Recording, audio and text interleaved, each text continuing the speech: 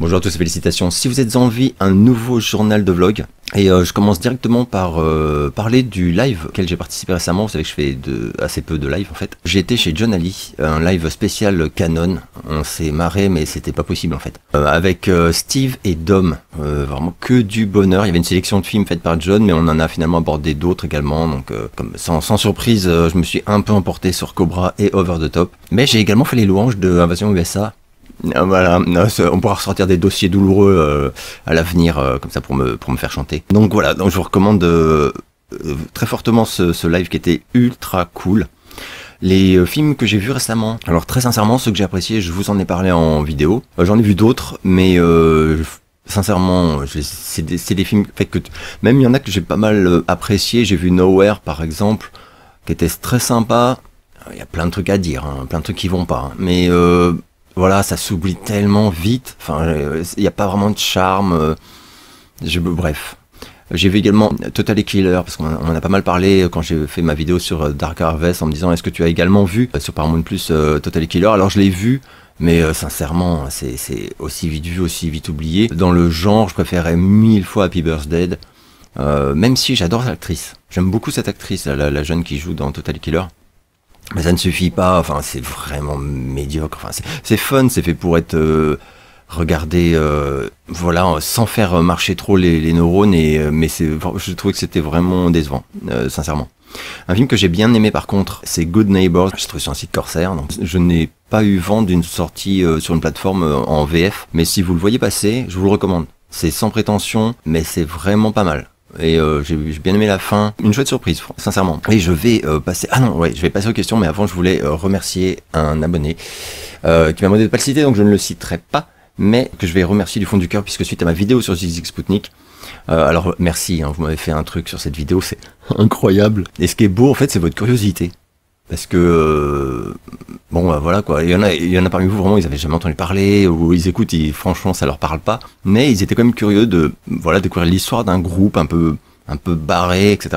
Franchement j'ai vraiment beaucoup de chance d'avoir une commu comme ça, et j'en ai conscience. Et donc quelqu'un s'est rendu compte que dans ma collection de conneries, il me manque des choses, hein. Je le dis hein, d'ailleurs dans la vidéo. Alors j'ai beaucoup de choses, mais il me manque forcément des trucs. Il y a un truc qui me manquait, et j'avoue que c'est assez comique.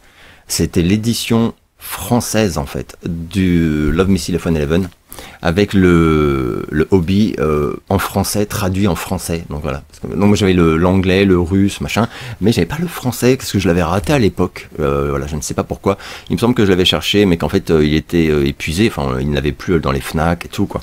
Et il me l'a envoyé. Alors je trouve ça tellement gentil. Merci infiniment. Donc voilà. En plus il est en état neuf, enfin on dirait juste qu'il est sorti hier. Et je sais pas si vous pouvez voir, donc ils ont traduit, hein, voilà, ZigZig Sputnik, tout est traduit.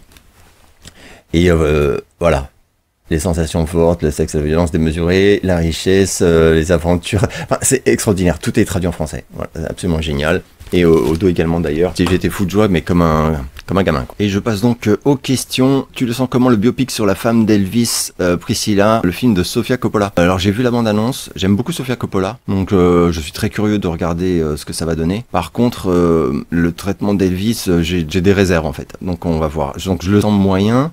Pas sur la qualité, je pense que ça va être un très bon film, mais l'angle d'approche, enfin, ce sera forcément biaisé quoi. Ça va pas être objectif à balle. Priscilla étant toujours là, je n'ai pas particulièrement fouillé pour savoir à quel point elle s'est impliquée dans le projet. Je pense qu'elle s'est impliquée dans le projet. Ça peut poser problème sur certains événements de la vie d'Elvis, mais bon, on verra. Enfin, je suis très curieux. En tout cas, évidemment, je suis hyper curieux de le voir. Ah oui, Magnum n'est pas une série stupide, pas du tout. Je l'ai noté parce que effectivement, vous êtes très peu à avoir relevé, mais dans ma bouche, c'était pas une critique en fait. C'est les séries feel good qui ne font. C'est comme l'amour de risque en fait. Voilà, on n'est pas dans Breaking Bad ou des trucs comme ça. Et oui, il y a plein d'épisodes de Magnum où on traite de trucs hyper graves et dramatiques et tout, mais il y a toujours une forme de légèreté, ne serait-ce que dans le traitement. Enfin, je pense que la plupart d'entre vous m'avaient compris, et je rappelle que j'ai l'intégrale, que c'est une des séries que j'ai vu le plus de fois dans ma vie, c'est-à-dire revue, donc les 5 saisons. Évidemment, je ne critiquais pas la qualité de cette série que je vénère. Tu dis que tu détestes humainement et artistiquement Claude François, mais que penses-tu de l'électricien? Je suis désolé, il fallait que je la note celle-là parce que ça m'a fait tellement rire, donc ce n'est pas vraiment une question, je ne vais pas y répondre,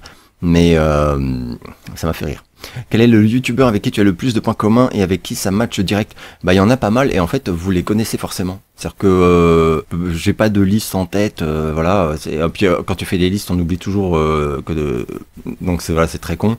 Mais il y en a pas un qui se détache particulièrement. Par contre, ce qui est vrai, c'est que les youtubeurs avec qui ça, j'ai eu des atomes crochus.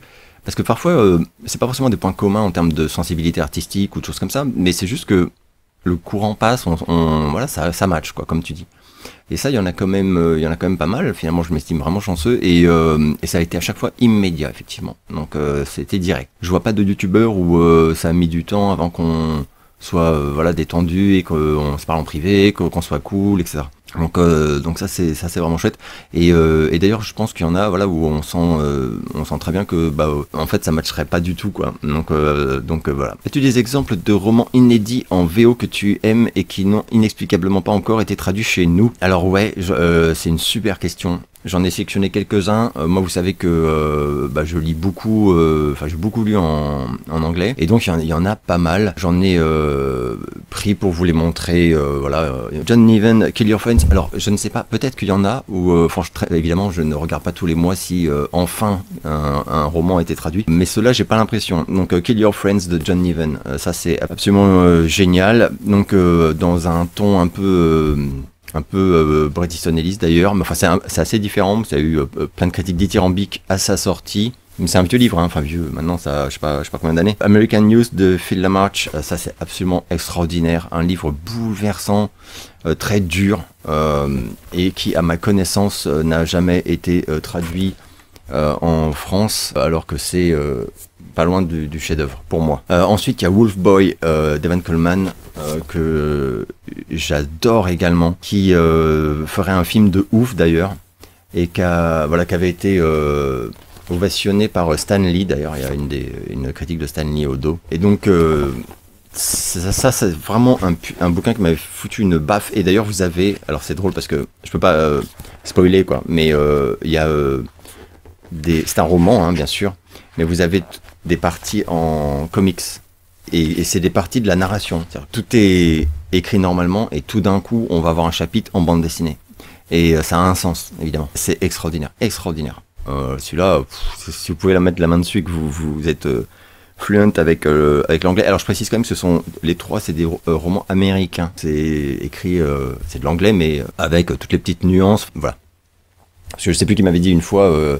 J'ai acheté ça, mais ah oui, c'était un livre de la série des Meg, mais qui n'a pas été traduit en français. Et il m'a dit, je suis bon en anglais, mais en anglais scolaire, quoi. Donc là, c'est écrit en américain fluent, et effectivement, c'est pas la même chose. Parmi les romans américains que je préfère et qui n'ont pas été traduits en France, il y en a de Jack Ketchum, qui est un de mes auteurs favoris. Old Flames, extraordinaire. Alors, c'est des bouquins hyper durs. Raid, je voulais faire une vidéo sur l'adaptation ciné, enfin le film qui a été fait et dont personne ne parle jamais et que j'adore. Je ferai bien ça très prochainement d'ailleurs. Alors c'est pas là encore une vidéo qui ne va pas ratisser très large, mais qui viendra du cœur parce que c'est un bouquin de ouf et le film est très réussi, je trouve. Offspring, livre absolument terrifiant de Jack Ketchum. J'ai soudain un petit doute sur si celui-ci n'a pas été traduit finalement en français, mais je crois pas. Et Peaceable Kingdom, enfin j'en ai encore d'autres d'ailleurs. Hein, là j'ai pris que les poches. Mais Jack Ketchum, c'est une œuvre. En fait, rien n'y ressemble. Je sais pas comment dire. Donc, je rappelle, mais c'est à chaque fois il copie les éloges que c'était une des idoles. C'est un ami, mais une des idoles de Stephen King, voilà, qui disait régulièrement mon rêve, c'est d'écrire un bouquin comme Jack Ketchum. C'est un putain de compliment. Donc voilà. Possèdes-tu le stimulant essai ésotérique de Jean Robin consacré à Lovecraft? Lovecraft est le secret des adorateurs du serpent. Non. J'ai pourtant beaucoup de livres sur Lovecraft. Je sais plus qui me parlait d'ailleurs l'autre jour ce que je vois là, le petit essai de Welbeck. Moi par contre, tu vois, donc celui-là, non. Parce que j'ai pas tout, tu vois, enfin il y a les trucs sur Lovecraft, c'est sans fin quoi. Mais j'en profite pour faire la pub. Alors, je crois qu'ils sont tous les deux très durs à trouver maintenant. C'est un peu dommage. Mais pour moi, le meilleur bouquin jamais, enfin pas que pour moi, écrit sur Lovecraft, c'est celui-ci. Vous pouvez le trouver en occasion, je suis sûr, mais et je ne comprends pas pourquoi être séparé. C'est un énorme pavé. C'est vraiment le truc référence, hein, sincèrement quoi. Et là, c'est extraordinaire. Et j'aime aussi beaucoup le recueil de lettres, de correspondance, pareil, qui est introuvable. Enfin, vous le trouvez en occasion. Mais alors, c'est très cher. Enfin, c'est chiant. Ils font chier. Bref. Mais la bio, enfin, le roman de sa vie, la bio, c'est vraiment la biographie ultime sur Lovecraft. C'est assez incroyable. As-tu vu le film de science-fiction Free Jack avec Mick Jagger? Ouais, je l'ai vu, mais dans les années 80. Du coup, j'aimerais bien le revoir, en fait. Sincèrement, je l'ai vu peut-être à sa sortie ou l'année d'après, puis plus jamais. Je ne crois pas t'avoir déjà entendu parler des Chemical Brothers. Ça a été pour moi une des grosses claques de la fin des années 90. Je suis hyper impressionné par leur longévité. Et toi? Moi, j'écoute plus trop les Chemical Brothers depuis Hey Boy, Hey Girl, mais que je vénérais. J'ai quand même quelques albums, mais j'avoue que j'ai un peu décroché. Donc je sais qu'ils continuent, et en plus apparemment ça reste très bon. Mais à une époque, c'est un groupe que j'adorais, dans les années fin 90, tout ça. Qu'est-ce que tu penses de Rick Springfield? Pas grand-chose, parce que je connais très mal. Je connais les quelques tubes, mais que j'aime bien, hein, mais je suis vraiment pas spécialiste. Enfin, c'est même au-delà. Enfin, je connais vraiment très mal. Je sais qu'aux États-Unis, il est quand même vraiment connu, quoi. Et étrangement, j'ai l'impression qu'en Europe, enfin ailleurs, c'est pas le cas, quoi. Aimes-tu les groupes comme les Garçons Bouchers, Ludwig van 88 ou les Brûlés Noirs, Dr. Feelgood et les séries et films de Star Trek? Alors, il y a deux trucs différents. Ces groupes-là, non, je les ai jamais aimés. T'as le respect, hein, évidemment. Les Garçons Bouchers, Ludwig van 88, ça, je connais les Brûlés Noirs aussi. J'avais des potes qui aimaient beaucoup, mais moi, j'ai jamais aimé ce style de musique. Donc, voilà. Et le côté aussi vraiment rigolo, quoi. Surtout alors, Ludwig van 88, mais c'était quand même génial. Enfin, moi, j'ai jamais écouté. Mais je trouve que l'existence de ces groupes, ça transpire une liberté complètement dingue qui était propre à une époque et voilà qui n'existe plus. Et donc, sans avoir jamais aimé ces groupes, je suis très heureux qu'ils aient existé, quoi. Star Trek, j'ai jamais accroché, jamais réussi. J'y suis retourné plusieurs fois dans ma vie et je n'accroche pas. Je comprends que ça parle à des gens, enfin c'est plus que parler. Oh là là, je m'endors à chaque fois, enfin, j'y arrive pas. C'est vraiment con pour moi, quoi. Parce que je sais plus quand, la dernière fois que j'ai essayé, je me suis dit, et si jamais ce coup-ci ça marche? En fait, j'en ai pour des milliers d'heures, quoi, entre les films, les séries, enfin, c'est sans fin, quoi, l'univers. Et non, j'y arrive pas. J'ai découvert Judas Priest aux États-Unis à 19 ans, toujours aussi fan aujourd'hui à 50. Ton avis sur le groupe? J'aime beaucoup Judas Priest, j'aime énormément Rob Halford. J'avais aussi j'ai toujours son album solo de projet parallèle Indus où Trent Reznor avait collaboré. Oh putain, c'était top ça. C'est un mec génial, il a vachement de talent, il a beaucoup d'humour, puis il est très intelligent, c'est un mec super sensible. Vocaliste hors pair, enfin voilà quoi. J'ai vu il y a pas longtemps la photo de Lars Ulrich de Metallica là, un concert de Judas Priest comme un fan, enfin excité comme un fan lambda. Je trouve ça génial, ces grands groupes qui sont fans entre eux. Alors moi, Judas Priest, mon énorme coup de cœur, c'était Painkiller. Oh, ce disque, mais quelle baffe. J'aime pas tout, donc je précise quand même, c'est pas un groupe dont j'ai la disco, etc. Enfin là je sais qu'il y a le nouvel album qui arrive, Invincible Shield, je crois, qui a l'air très bon. Enfin, j'ai écouté le premier single qui défonce. Et Judas Priest, comme j'en ai déjà parlé, c'est un groupe que moi j'ai beaucoup écouté dans les années 80. C'est-à-dire que toute leur période un peu vendu selon certains au code du heavy metal FM dégoulinant de synthé, etc. Avec un BPM ralenti, très dance floor. Moi j'adore, il y a leurs 2-3 disques là, sortis dans les années 80, Turbo Lover, enfin tous ces trucs là, ça défonce, qu'est-ce qu'ils étaient bons là-dedans, il y a une puissance, c'était dans quel truc où t'avais une espèce de robot, ça doit sembler super kitsch maintenant, mais gigantesque, qui arrivait et qui baissait comme des bras. Je crois que c'était le clip de Parental Guidance. Enfin donc voilà, bref. Donc j'aime beaucoup Judas Priest, franchement. Tu nous as montré tes vinyles de heavy metal et de ZX Sputnik, mais en as-tu d'autres sous la main à nous faire partager? Bah ouais, vous savez que moi j'ai perdu mes centaines de vinyles, voilà, la début des années 90, voilà, mais quand j'ai des centaines, je dois en avoir 800, 900, enfin c'était peut-être même 1000. Et miraculeusement, il y a un ou deux cartons qui ont survécu, et donc je les ai gardés avec moi. Qu'est-ce que je vous avais montré, ouais, le heavy metal et Sputnik, effectivement. Et enfance aussi, tous les trucs de mon enfance. Mais sinon, les autres, j'ai vraiment des conneries, hein, mais je pourrais vous montrer. Après, il y en a qui sont encore rangés dans les placards, tout ça, parce qu'il y a de la place. Je vous montrerai peut-être du confin de vidéo vite fait, quoi, pour rigoler. As-tu vu Tenet? Ouais, j'ai vu Tenet, et à l'époque j'en avais fait une vidéo. Alors effectivement, la chaîne maintenant elle commence à avoir 3 ans, je crois, je sais plus quoi. Donc t'étais peut-être pas abonné à l'époque, etc. Mais j'avais fait une vidéo sur Tenet que je n'avais pas du tout apprécié. Voilà. Que penses-tu de l'album Power Metal de Pantera, période glam heavy à la Judas Priest, avant le changement de style vers le groove metal? Moi j'aime bien. mais c'est pas vraiment, c'est pas le truc de Pantera qui me parle, quoi. Ouais, j'aime bien, mais enfin bon, Pantera, je suis tellement fan de moi j'appelle ça la trilogie, c'est Cowboys from Hell, Vulgar Display of Power et Far Beyond Driven. Ces 3 albums-là, c'est pas possible en fait, quoi. La qualité, Pantera, je sais que c'est compliqué, toutes les casseroles, bref, mais ça reste un groupe immense pour moi, et même si Phil Anselmo, il pose régulièrement problème, voilà, il rejoint la longue liste des artistes qui posent problème régulièrement, quoi. Que penses-tu du film La Nuée? Alors je sais plus si j'en avais parlé, mais je n'ai pas aimé. J'ai vraiment non, je trouvais que c'était non. Alors que en plus vraiment j'étais parti bon public, quoi. Mais non, ça m'a pas vraiment plu, quoi. As-tu déjà vu Nirvana live, et quand tu regardes la légèreté de la pop d'aujourd'hui, crois-tu qu'il pourrait y avoir un effet de balancier comme entre le air metal des années 80 et l'arrivée du grunge qui avait tout changé en 3 mois? Un choc pareil est-il possible en 2023? Une super question de Steve, si ma mémoire est bonne. Je n'ai malheureusement jamais pu voir Nirvana live. Je sais plus quand ils sont venus à Paris, mais c'était pas des masses, mais non, donc non. Et c'est un gros regret, franchement. Et sinon, ouais, moi je trouve qu'on se fait mortellement chier. Et sinon, je pense effectivement qu'on est dans une période où la légèreté. Alors, en fait, il y a des trucs il y a des coups de pied dans la fourmilière, quoi, encore artistiquement parlant, dans le monde de la musique, mais effectivement, ça reste très gentil, et surtout, ça fait pas de vagues. Donc en fait, par exemple, je sais plus qui me parlait l'autre jour de la drill, donc où il y a eu des artistes, où il y a encore des artistes, voilà, qui font un peu. Mais bon, la drill, le problème, c'est que c'est par définition, t'es un peu somnolent avec ton linge. Donc on est très loin d'une violence même politique, enfin tout ça, quoi, comme à l'époque du grunge, ou même à l'époque vraiment de l'écrasante domination du heavy metal. Et là, à part le rap, qui continue quand même de dominer à peu près tout aux États-Unis, oui, non, mais au sens vraiment large, je dis rap, mais ça inclut tous les sous-mouvements et tout comme ça. Il se passe rien, quoi, il se passe rien. Et finalement, comme je disais, je sais plus quand, sur la scène pop rock, ah putain, mais là réellement, il y a personne. Et je vois personne venir, c'est ça qui est ouf, quoi.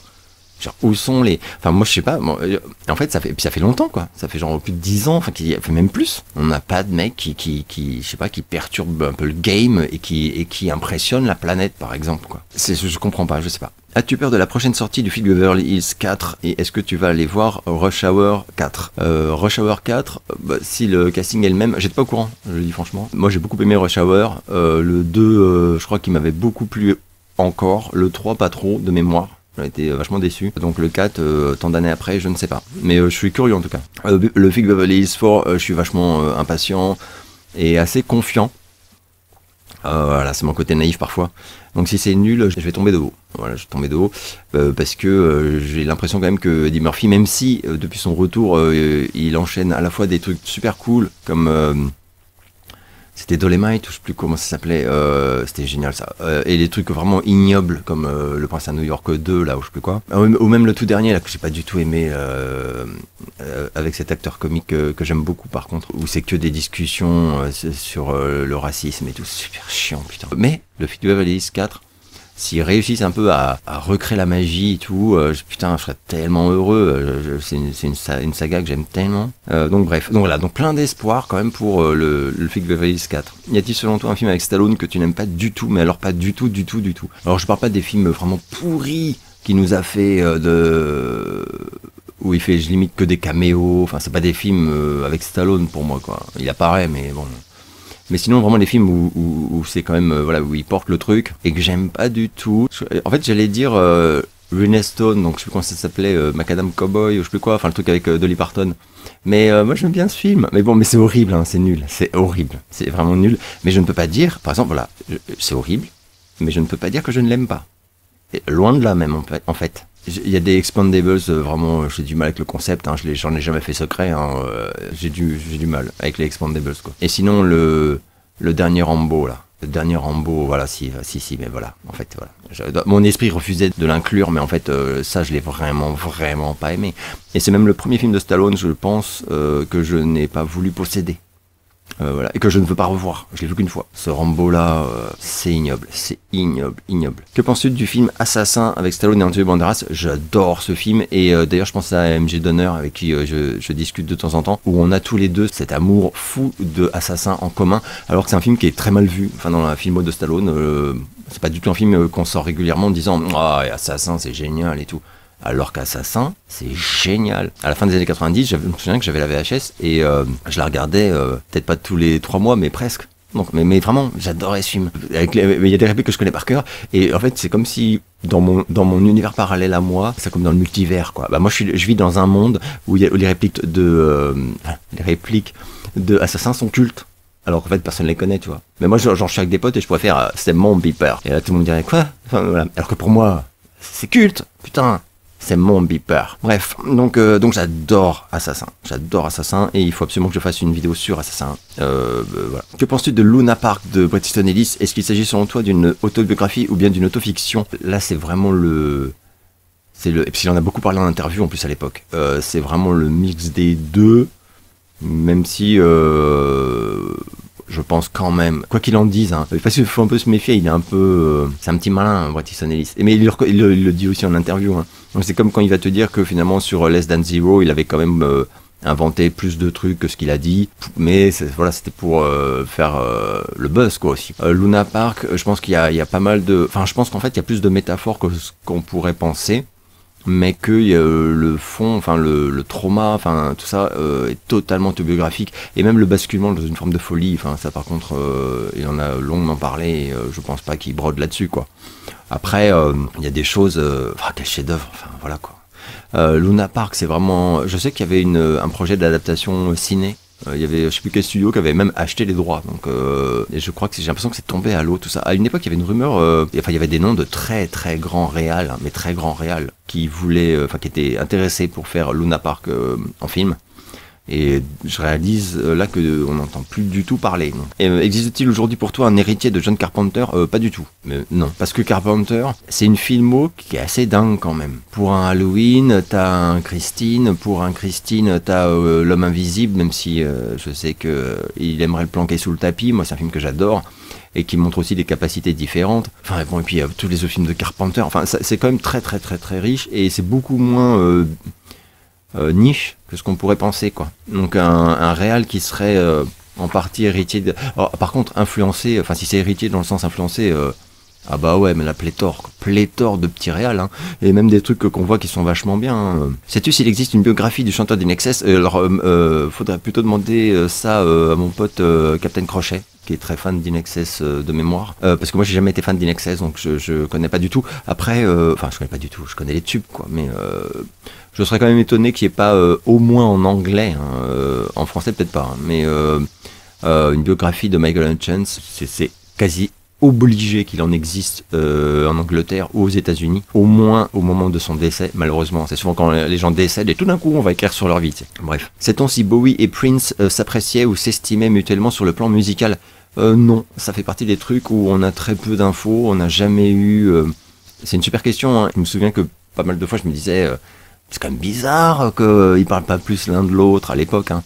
Et puis par la suite, enfin au décès des deux, quoi, non, il y a eu des petites rumeurs, quoi. Il y a une rumeur assez tenace, hein, qui dit que Bowie et une partie de sa troupe à l'époque, hein, de tournée étaient allés chez Paisley Park en 87 ou 88, un truc comme ça, voir Prince et discuter tout ça. Donc voilà, maintenant c'est pas... Enfin, je l'ai lu pas mal de fois sur pas mal de sources, mais on n'en sait rien. Enfin, concrètement, voilà. Ensuite, il y a des sources qui disent que Prince aurait déclaré un jour lors d'un concert qu'il avait rencontré Bowie une fois et que ça s'était très bien passé, il l'avait trouvé super classe, quoi, super charmant, etc. Mais que c'était tout. Donc en fait, qu'ils se connaissaient pas du tout, quoi. Et il y a des gens qui disent qu'à d'autres reprises, à d'autres moments, il aurait dit que non, il ne l'avait jamais rencontré. Alors c'est super étrange, quoi. Donc voilà. Les similitudes dans l'audace artistique, elles sont évidentes. Je pense que Bowie a influencé Prince. C'est évident. Mais même Young Americans, des albums comme ça de Bowie, quand tu écoutes les débuts de Prince, quoi, il y a un truc, quoi. Je sais pas. Peut-être je me leurre, hein, mais je pense pas. Après, je me demande si c'était pas... Wendy ou Lisa qui avait dit enfin il y a une des deux en fait qui est dans une interview mais il y a très longtemps quoi avait dit que oui Prince était fan de Bowie quoi. Mais ça semble évident, mais bon, on n'a pas trop d'éléments et je suis un peu étonné qu'ils aient jamais voulu vraiment collaborer, faire des trucs voilà, au pic. En plus, ils étaient tous les deux au pic à un moment, quand même simultanément quoi. De mémoire, quand même au décès de Bowie, Prince avait repris Heroes, il me semble, je ne sais plus. As-tu vu Expendables 4 Bah non. Non, mais là en plus, là, c'est une insulte aux fans de Expendables.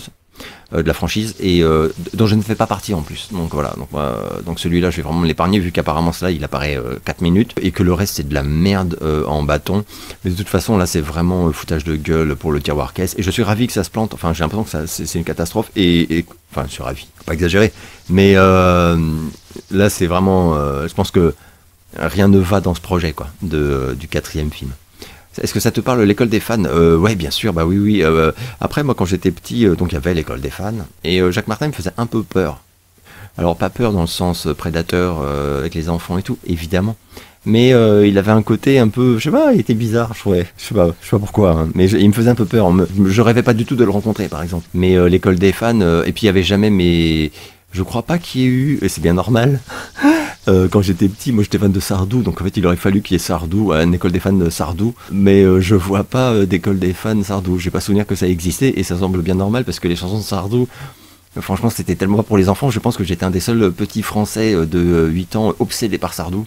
J'essaie d'imaginer ce que ça aurait donné, tu vois, genre une petite fille de 9 ans qui vient chanter Je suis pour. Donc bref. Team Kiss ou Team Jamiroquai? Bah Kiss, Jamiroquai j'aime bien de temps en temps certains titres, mais Kiss j'ai l'intégrale et je l'écoute H24. Team The Ramones ou Dépêche Mode? Dépêche Mode. Alors pareil, hein, j'aime beaucoup les Ramones, enfin, mais c'est pas mon style musical de prédilection, donc il y a quelques chansons que Pet Sematary j'adore, 2-3 autres, mais je suis pas expert des Ramones, c'est pas un groupe que j'adore, alors que Dépêche Mode, je les adore et c'est pour ça que je les déteste depuis Exciter, où je trouve que tous les albums sont pourris, quoi. Alors qu'avant, tous les albums étaient des chefs-d'œuvre. C'est un peu le même problème avec Cure d'ailleurs, à partir de Wish. Team Dave Filoni ou Team Vincent Delerme, les deux ça va pas être possible. Team Michel Drucker ou Team Jacques Martin, j'étais accro à aucun des deux gamins. Michel Drucker c'est quand même impressionnant. La carrière c'est impressionnant Michel Drucker, c'est un peu le Terminator du petit écran.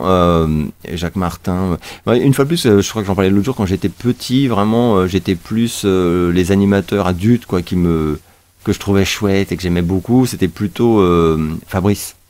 J'aimais beaucoup Fabrice, je sais pas pourquoi. Enfin si, parce que je le trouvais drôle d'abord, il me faisait rire. Et je sais pas, il avait un truc quoi. Team Courtney Love ou Cyndi Lauper? Alors Cyndi Lauper, même si je n'ai rien de Cyndi Lauper. Ah si, j'avais l'album, c'est le seul album de Cyndi Lauper que j'aime beaucoup où il y a I Drove All Night, qui est ma chanson préférée de Cyndi Lauper. Oh là, quelle chanson sublime. Le refrain de I Drove All Night, mais trop beau quoi. Et Courtney Love, j'ai beaucoup de mal, je peux pas la saquer en fait. C'est une personne... j'ai vraiment du mal. Humainement et artistiquement, Hall, j'ai jamais aimé. Je trouve pas qu'elle a du talent. Enfin, voilà, c'est moi, hein, mais je n'aime pas Courtney Love, clairement. Team Bruce Willis ou Mel Gibson? Alors j'aime beaucoup les deux, mais je dois avouer que Mel Gibson, et j'en parlais il y a pas longtemps, Mel Gibson aussi, parce que Mel Gibson, le réal, quoi, le mec qui fait des films de fou. Ton préféré entre Rocky 3 et Rocky 4 dans ta période ado dans les années 80, et est-ce que ta préférence a changé au jour d'aujourd'hui? Ah, bonne question. Alors Rocky 3, c'était Rocky 3 toujours, en fait. Hein. Rocky 3, c'est le film que j'ai vu le plus de fois de ma vie. Je pense que là, j'ai passé les 100 fois. Sincèrement. J'ai longtemps dit que c'était 60, mais quand j'y réfléchis, la dernière fois que je savais à peu près que c'était une soixantaine de fois, c'était dans les années fin 90. Donc là, je pense que j'ai passé, c'est fait bien plus. Rocky 4, que j'adore également, mais qui pour moi est un film moins sérieux, entre guillemets, que Rocky 3, moins narrativement ambitieux, même au niveau du montage, tout ça. J'adore Rocky 4, hein, je parle du cut original, hein, pas du director's cut ignoble, mais Rocky 3 pour moi c'est un chef-d'œuvre du genre. C'est-à-dire que moi quand les gens ils me disent, et c'est souvent ce qu'on entend, Rocky chef-d'œuvre, Rocky 2 excellent film, Rocky 3 ça va, et après ça devient de la merde. Enfin le 4 et le 5. Bah moi je suis pas d'accord. Pour moi c'est la trilogie, elle est de qualité idem. Pour moi le Rocky 3 vaut Rocky 2. Alors Rocky 1 et Okamo dessus, c'est vrai que c'est vraiment un film incroyable, mais Rocky 3 pour moi c'est extraordinaire. Donc en fait non, je n'ai jamais changé d'avis. Enfin ma préférence n'a jamais changé. Et aujourd'hui encore c'est Rocky 3. Et si quelqu'un me disait par exemple, et ça va même plus loin en fait, parce que même si j'ai conscience que le premier Rocky est supérieur d'un point de vue qualitatif, je pense que le sale gosse en moi pourrait pas s'empêcher de dire à quelqu'un qui me demanderait par exemple, je ne veux ou ne peux voir qu'un film de toute la saga Rocky, lequel je vois en fait. Alors quelque part j'aurais envie de dire, le premier Rocky, peut-être Rocky Balboa qui est tellement bon, mais je sais très bien que je m'entendrais dire Rocky 3, mais parce que c'est tellement galvanisant aussi quoi. Enfin, il y a un côté, je sais plus avec qui je discutais, j'avais dit ça, pour moi Rocky 3 avec le recul, c'est un film de super-héros sans super-héros. Voilà, d'une certaine façon. Quel est ton personnage favori, Papa Emeritus 1, 2, 3 ou Cardinal Copia ou le 4? Donc une question d'un fan de Ghost donc. Eh bien je dirais le 2. Le 2 d'assez loin parce que le 1 était bien fucké, hein. Le côté crado c'est tout, j'aimais beaucoup, mais le 2 incroyable. Le 3 je le trouve un peu trop clean visuellement et surtout Tobias Forge en fait préparait Copia et 4, il s'orientait déjà vers quelque chose qui est plus du tout menaçant. Et moi c'est ce que je regrette avec Ghost dans l'imagerie, hein. C'est le côté vraiment pas comique, faut pas exagérer. Mais on n'a plus Infestissumam quand t'écoutais, il y avait un côté vraiment, c'était quand même méchant quoi. Je sais pas comment dire quoi. C'était un humour très sadique, enfin voilà. Et ce qu'on n'a plus du tout, donc c'est très bien, on a autre chose quoi. Mais à l'avenir, et vu que Ghost ne fait que marcher de plus en plus, j'aurais rêvé que le 5 par exemple, le prochain quoi, soit un retour à une forme de dureté, de menace satanique, enfin tout le concept quoi. Alors que là c'est vraiment le cirque en ville, mais avec des blagues tout le temps. Mais c'est tellement bien fait, enfin ça reste, moi je suis voilà fan ultime de Ghost, donc je reste fan ultime, mais mon préféré c'est le 2, c'est sûr, c'est quasi sûr. Quel est ton slasher préféré des années 80 hors franchise? Alors je suis allé le chercher hors franchise. Je sais que je vais choquer des gens, hein. Heureusement que j'ai pas ma carte de cinéphile, hein. Parce que là vraiment là je la perdrais là, c'est sûr. Je pense que mon film d'horreur slasher machin préféré c'est celui-ci, Dark Knight of the Scarecrow. Voilà, ça c'est un petit film, hein, donc évidemment, hein, je sais que, enfin je suis sûr qu'il y a plein de gens qui vont me dire mais non mais t'es fou, c'est pas du tout le meilleur, etc. Je ne dis pas que c'est le meilleur, d'ailleurs je dis que c'est mon préféré. Voilà, que j'adore en franchise. Après il y en a d'autres, hein, il y en a d'autres que j'aime beaucoup, pas des centaines non plus, hein, mais celui-là, putain, j'ai découvert il y a pas très longtemps en plus, enfin il y a 2 ans, je sais plus, j'avais fait une vidéo dessus exprès, que personne n'a vu, mais j'avais fait une vidéo exprès sur Dark Knight of the Scarecrow. Quel est ton morceau, chanson de musique préféré dans un film d'horreur? Bah là, je vais revenir aux années 80 justement, je pense. Alors attends, ah oui, chanson, donc oui, bah oui. Parce que sinon non. Mais là, c'est Dokken, Alice Cooper, c'est des trucs comme ça. Donc c'est Is Back, j'adore parce que tout est dans le ton du film en fait. C'est-à-dire qu'en fait, c'est la chanson, elle est tellement efficace et dans le ton du Jason quoi. C'est absolument génial. Et Dokkan Dream Warriors, j'étais tellement fan de la chanson, quoi. C'était vraiment génial. Et là aussi, ça collait super bien au film en plus. Et j'adore d'ailleurs quand on l'entendait au début générique avec quand elle construit la baraque, enfin bon, bref. Quel film d'horreur des années 80 est pour toi le plus ancré dans son époque?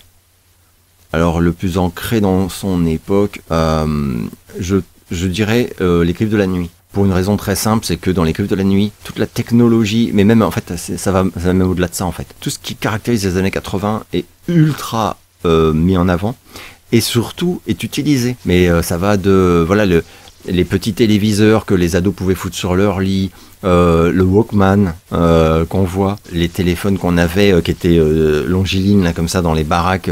Il y a énormément d'éléments, il y a même d'autres trucs que j'oublie. Enfin, il y a plein de choses en fait dans ce film qui sont propres aux années 80 et qui sont pas juste montrés ou qui apparaissent, mais qui sont exploités, vraiment exploités quoi, dans le scénar. Et je trouve ça génial.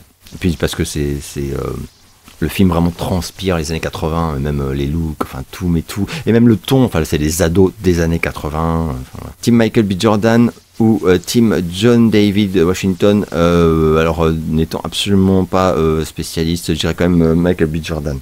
Mais c'est vraiment pas mon truc. Team Cure ou Dépêche Mode, Cure quand même. même si vraiment j'aime follement ces deux groupes, mais Cure c'est au-dessus parce que le génie de Robert Smith pour moi sur toute une période de la carrière de Cure dépasse tout. Personnel, hein. C'est-à-dire que pour moi en fait les meilleurs titres de Cure dépassent les meilleurs titres de Depeche Mode. C'est vraiment voilà, c'est mon avis, mais vraiment. Team Jesus He Knows Me version de Genesis ou Team Jesus He Knows Me version de Ghost. Ah bah alors version de Genesis sans l'ombre d'une hésitation, parce que comme je l'avais dit je crois quand c'est sorti c'est une reprise beaucoup trop sage, beaucoup trop propre, je vois pas l'intérêt en fait. Enfin vraiment j'étais déçu, hein, je le dis honnêtement, hein, j'étais super déçu. J'avais même comparé, je me souviens aux reprises qu'a fait Marilyn Manson qui sont toutes des chefs-d'œuvre quoi, et d'audace aussi.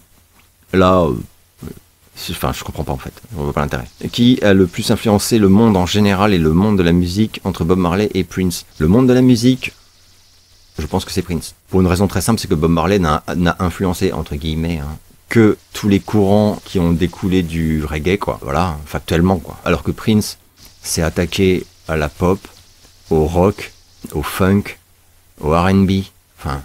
Sincèrement quoi, ça me rappelle la discussion qu'on avait eue avec Joseph Ali sur la chaîne du Connard lors d'un live sur Prince, et où voilà on se disait, enfin le mec c'était, en fait quand il a influencé des artistes mais dans tous ces domaines là, mais même le rap, enfin il y a pas de style auquel il est pas touché. Je sais plus à qui j'ai fait découvrir la chanson Indus qui sonne comme du Nine Inch Nails de Prince qui s'appelle Lose, L-O-O-S-E, qui est ultra violente avec plein de sons distordus et tout. Et il savait pas du tout. Il dit, je savais pas que Prince avait fait ce genre de musique. Et c'est incroyable, on dirait un morceau de Nine Inch Nails, quoi. C'est dingue. Mais avec Prince, et c'est du génie. En fait, le mec, c'est un tel génie que tu lui donnais un style et il y allait et il te faisait un chef-d'œuvre. C'est incroyable, incroyable. Donc voilà. D'ailleurs, on m'avait demandé est-ce qu'ils se sont rencontrés. Oui, ils se sont rencontrés. Trent Reznor avait raconté que il avait reçu un appel un jour et on lui disait Prince aimerait vous voir, et comme Reznor est un immense fan de Prince, Reznor du coup était directement allé je sais plus où c'était, voilà, pour rencontrer Prince dans un studio, je crois, un studio d'enregistrement. Et il arrive et on lui dit oui, Prince n'est pas disponible, mais attendez ici, je sais pas quoi. Et il croise Prince et non, il se lève pour aller au chiottes. Voilà, c'est ça l'anecdote. Et il croise Prince dans le couloir, quoi. Et donc il va pour lui dire bonjour, et Prince l'ignore. C'est-à-dire Prince, en fait, le regarde pas, il lui répond pas, et continue son chemin. Ah putain. Et du coup, hyper vexé, et à juste titre, hein, Reznor s'est barré immédiatement. Et il a dit, non mais c'est qui ce connard, quoi. Donc il était super déçu et tout. Et il en avait reparlé au décès de Prince, justement, en disant...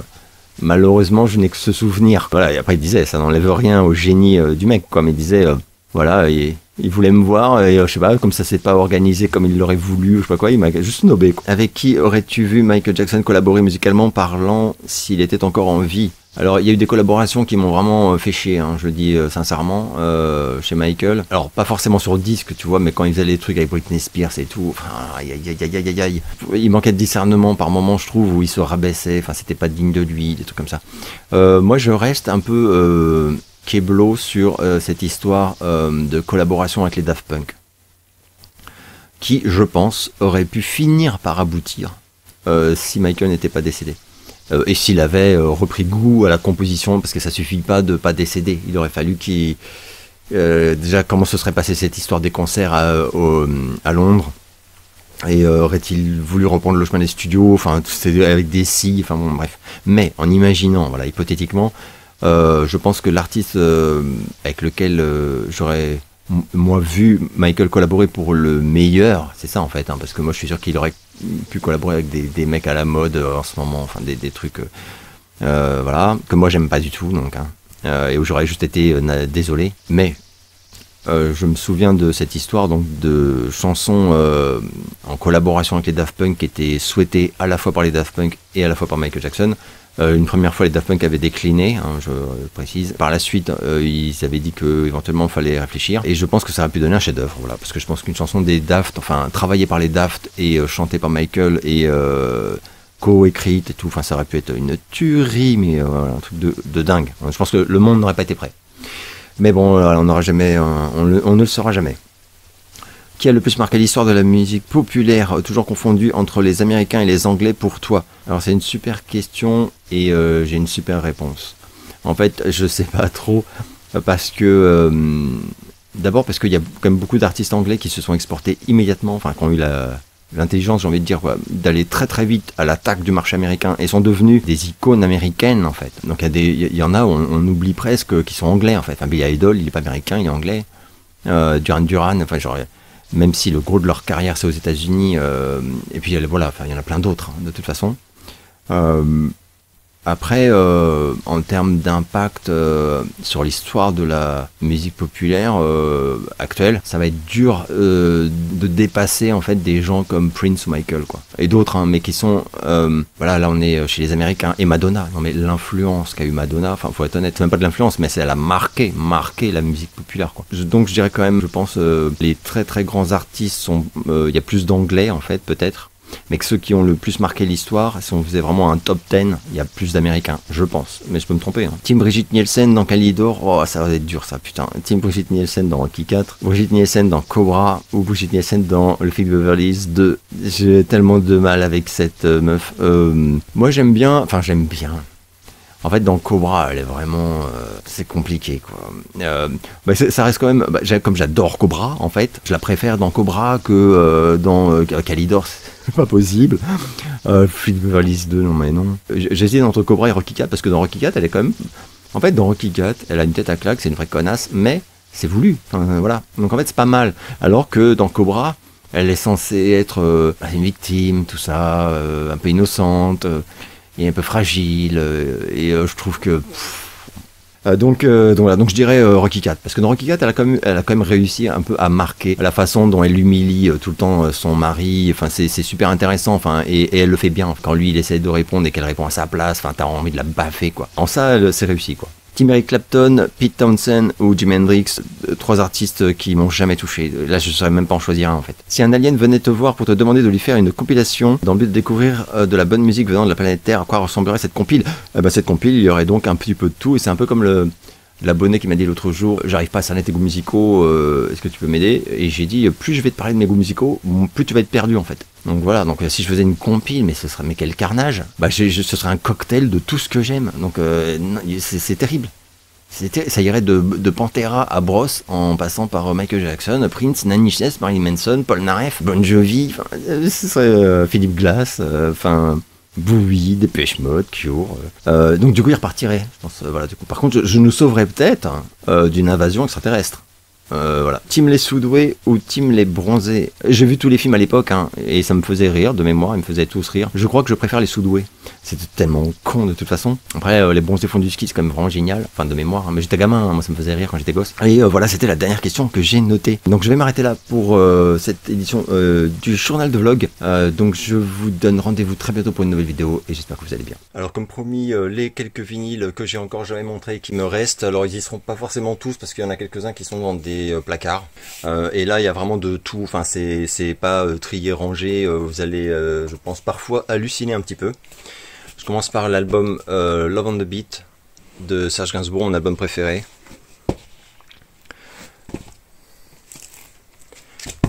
L'album Novice de Bashung, mon album préféré de Bashung. Je précise que ce sont que les éditions originales parce que tout ça c'est des disques qui sont ressortis il y a quelques années, mais moi ça fait un petit moment que j'achète plus vraiment de vinyle de toute façon. Donc ceux-là je les ai mais en CD. L'album Contact de Jadvio que j'adore.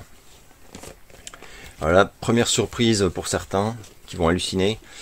L'album Minoritaire de Goldman que j'ai toujours kiffé. Il faut dire que je trouve les 3 premiers albums de Goldman absolument excellents. C'est par la suite que ça a beaucoup changé, que c'est devenu beaucoup plus lisse et voilà, puis d'un autre style qui me parlait plus du tout. Mais les 3 premiers disques de Goldman, j'ai toujours beaucoup kiffé. L'album 3 d'Indochine. Ça c'est Indochino Zénith. Le maxi des Tsars. Superbe version extended d'ailleurs. Alors là, il y en a qui vont hurler et ça va brûler les yeux.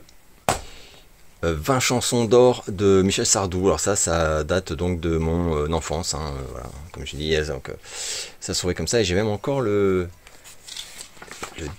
dépliant. C'est excellent. Voilà.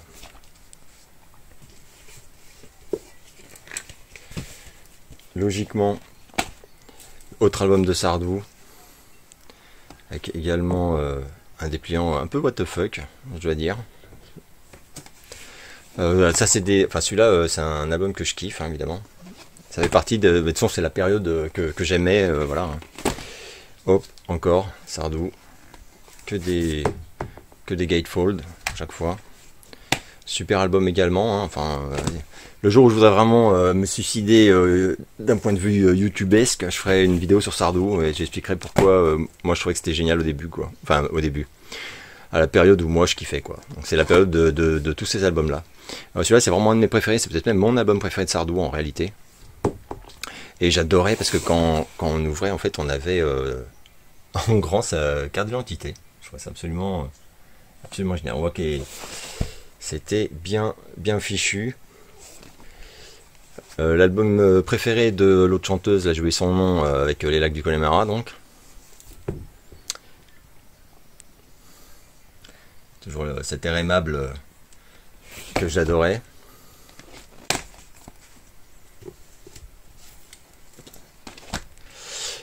J'ai oublié le titre de ce disque, mais c'est le dernier que j'ai vraiment bien aimé. Enfin, c'est assez divisé, mais il y en a au moins 2 ou 3 que je kiffe vraiment beaucoup. Et après, j'ai vraiment arrêté. Après, j'ai lâché l'affaire. Alors là, on arrive à Bros. Voilà. Ah ouais, je vous avais prévenu. Hein. Donc voilà, maxi de Are You Mine. Bros, maxi un peu spécial de I Quit. Maxi de When Will I Be Famous avec en fait un immense poster qui se déplie. Je vais vous l'épargner, mais voilà. Le maxi normal de When Will I Be Famous. Ça c'est le maxi de Drop the Boy. Voilà, j'adorais Bros, hein. Enfin j'adore toujours. Hein. J'ai toujours trouvé que c'était un groupe totalement mésestimé et voilà, absolument génial. I Owe You Nothing dans leur style hein, donc de pop, mais pop ultra puissante, enfin de mon point de vue. Le maxi de Chocolate in the Box. L'album Push. Pour moi un chef-d'œuvre du genre. Ouais. Ça c'est l'album de Time. Pareil pour moi une tuerie absolue des premiers au dernier morceau. Le maxi de Rock Me Amadeus de Falco. Un morceau que j'adorais. Et les maxi, enfin les versions extended, remix, etc. sont excellentes. Ça, c'est une autre édition avec d'autres remix dessus. Voilà, tout ça, c'est de l'époque. Le maxi de Love is Love de Culture Club, donc la BO de Electric Dreams. Très très beau maxi, je trouve. Le maxi de Sold de Boy George, ma chanson préférée de Boy George dans sa carrière solo. La grosse différence d'ambiance, Sisters of Mercy, avec le maxi de Lucretia, My Reflection, et avec A Long Train en B-Sides, qui est pareil, une chanson extraordinaire. Le maxi de Rockwell, Somebody's Watching Me, donc avec Michael au refrain. Voilà, c'est bien marqué là. Maxi de The Door Live, comme Home With Me Baby. Celui-là on me l'avait offert, je sais plus trop les circonstances, mais parce que c'est pas un morceau que j'adore bizarrement de The Door Live. Le maxi de 1984 de Eurythmics, Sex Crime, ma chanson préférée de Eurythmics et de très loin. Moi c'est pas Sweet Dreams, c'est Sex Crimes 1984. Vanity, Under the Influence.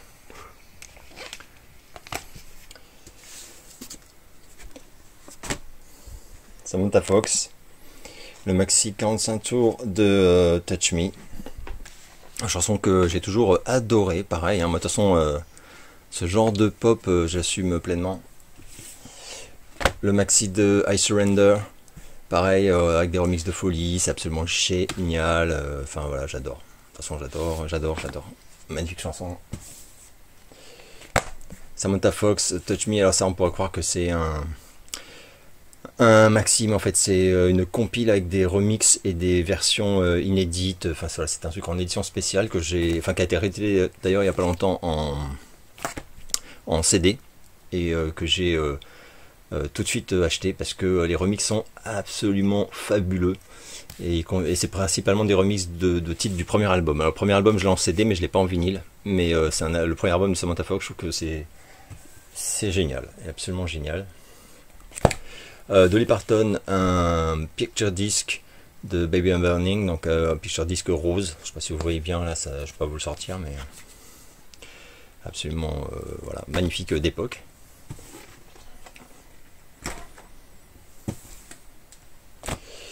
Alors ça, je suis sûr que vous connaissez pas malheureusement, Licious Dame and the Pretty Vein, More Than You Can Handle, un album de rock funk extraordinaire que j'ai écouté 1 milliard de fois, des chansons de ouf et qui est jamais sorti en CD. Et, je guette à chaque fois une réédition en CD, mais elle n'arrive jamais. Je pense qu'il y a des problèmes de droit, je ne sais pas. Donc voilà, on peut le trouver sur YouTube. Titre par titre, mais je crois même qu'il n'est pas sur Spotify ni rien. Enfin, il y a vraiment un souci avec ce truc. Le maxi de Cure, Let's Go to Bed. Voilà. Le maxi de High. L'album So Red the Rose de Arcadia, donc Duran Duran. Enfin, Arcadia. Le maxi de Election Day. Hop. Oh putain, voilà. Prince, Love Sexy. Mon vieil album d'époque. Magnifique disque. Duran Duran Arena. Donc là c'est la version absolument magnifique avec en fait à l'intérieur comme un... Ça je vais quand même vous montrer. Alors on avait quand même un magazine en fait. Hop.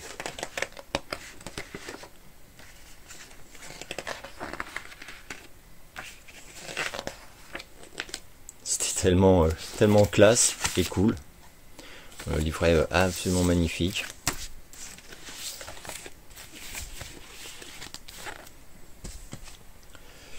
L'album qu'on appelait tous Tiger, chef-d'œuvre aussi. Le maxi de The Reflex.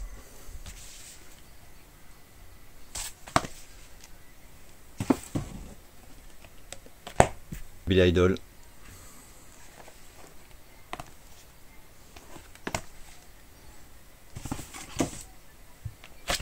Vital Idol, donc une compile de remix et de versions alternatives, etc. Absolument génial. Le maxi de Don't Need a Gun, une de mes chansons préférées de Billy Idol d'ailleurs, avec un clip magnifique. Mon album préféré de Billy Idol, Whiplash Smile, donc version absolument sublime. Avec un immense poster à l'intérieur. Je vais quand même vous le montrer parce que c'était vraiment une époque géniale. Hop. Déjà ça c'était somptueux.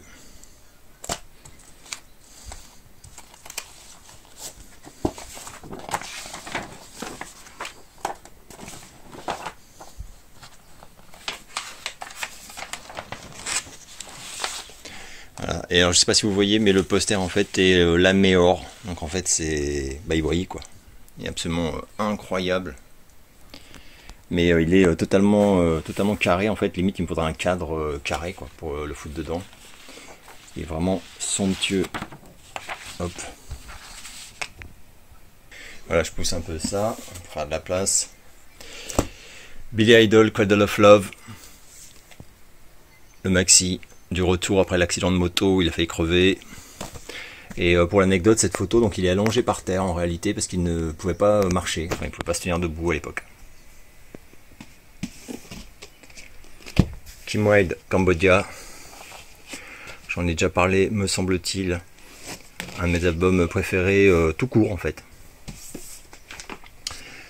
Thriller Michael Jackson, ça alors.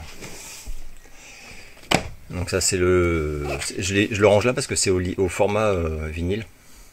Mais c'était donc le cahier, enfin le livre, qui était, je crois, offert au Virgin Megastore à minuit pour les premiers acheteurs en fait de History.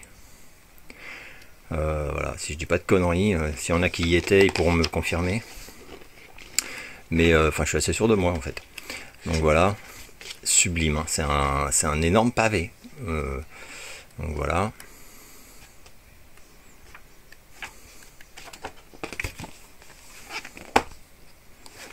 Magnifique. Jackson, le maxi de Torture. Bad, évidemment. La BO de Vision Quest, sublime soundtrack.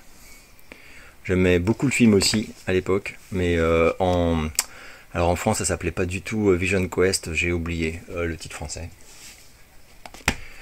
La BO de Ghostbusters. Voilà, avec le magnifique sticker SOS Fantôme pour les Français qui à l'époque comprenaient pas que Ghostbusters, malgré tout le logo, quoi, c'était bien SOS Fantôme.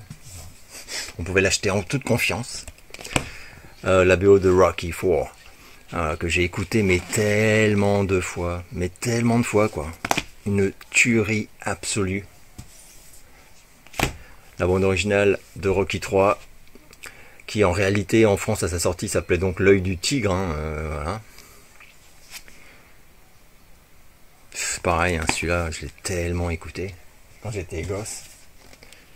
La BO de Flash Gordon. Magnifique. Prince, Girls and Boys, maxi avec un poster qui est toujours dedans d'ailleurs. Hein. Il me semble.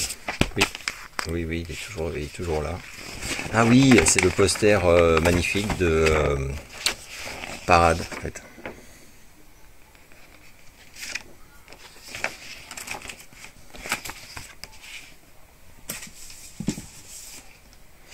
L'album donc Purple Rain, mon album préféré quand même de Prince avec Around the World in a Day.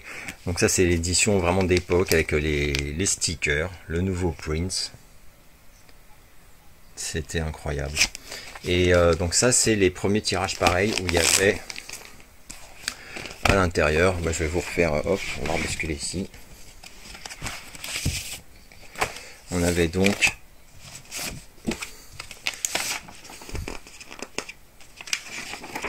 ah oui, il y avait aussi ça, une fiche avec la disco de Prince à l'époque, pour voilà.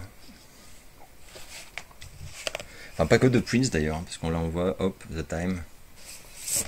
Et à l'intérieur on avait ce poster. Incroyable, hop. Je sais pas si on se rend compte, il est vraiment très grand. Hein. Bah, ça fait 6 fois la taille d'un vinyle, quoi. Absolument magnifique. Ensuite, le maxi de Feel the Heat par Jean Beauvoir, maxi 45 tours, absolument extraordinaire parce que en fait la version extended remix de Feel the Heat qui est sur ce maxi est sublime, mais sublime. Ensuite, Polnareff, l'album Polnareff Evolution, avec l'affiche interdite, et l'affiche interdite s'y trouve. Donc, hop là, voilà. Je fais vite pour pas me faire emmerder par YouTube, je veux dire. L'album Bulle de Polnareff, j'en ai déjà parlé, j'en ai plusieurs éditions, parce qu'à l'intérieur, c'est différent. J'en ai 3 éditions, nom de Dieu. Voilà, qui sont donc différentes à l'intérieur, hein. C'est pas les mêmes pressages du tout. L'album Show Télé 82, donc qui est en fait avec non pas un picture disc, mais un disque transparent en fait à l'intérieur. L'album Incognito, autre édition de l'album Incognito. Kama Sutra. Le maxi 45 tours de Goodbye Mary Lou. Et le maxi 45 tours de Toi et moi. Mylène Farmer, le maxi de Pourvu qu'elle soit douce. Mylène Farmer, le maxi de Sans Contrefaçon, le maxi de Ainsi soit je, le maxi de Tristana, le maxi de Sans Logique,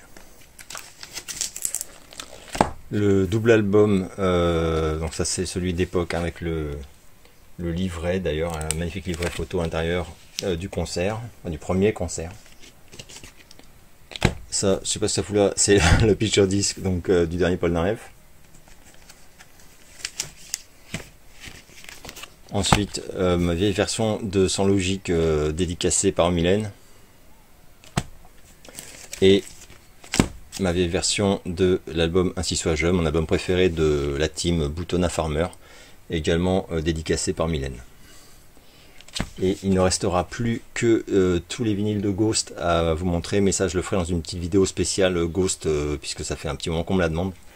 Donc voilà.